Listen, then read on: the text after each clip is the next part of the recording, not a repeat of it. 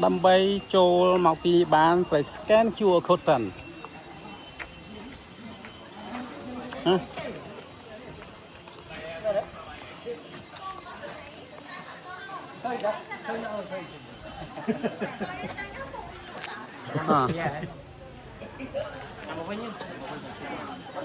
wow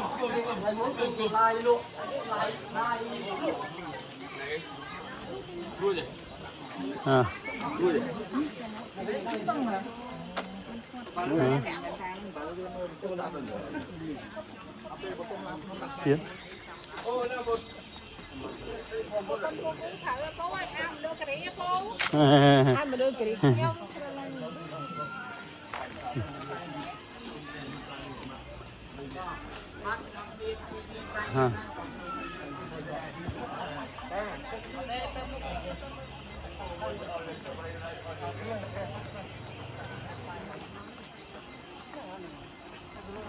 này chỉ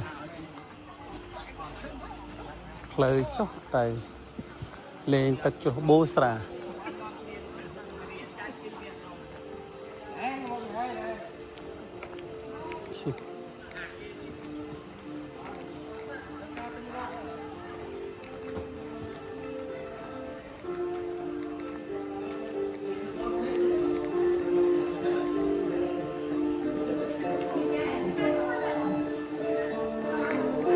bong prong ni sep play series apa? Bong prong ni sep play series apa?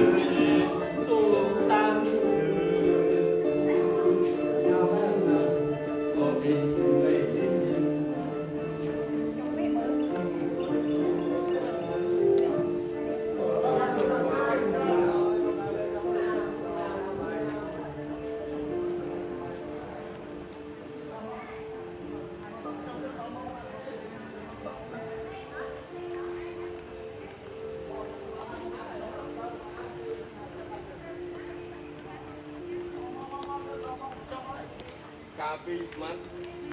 tóc sao cô đấy mà này làm đấy mà tu sạch cái nhom tinh mà như năm đó rồi mày đi cà phê cái này đi tinh mày hoa này muôn anh này cá pu sra cá này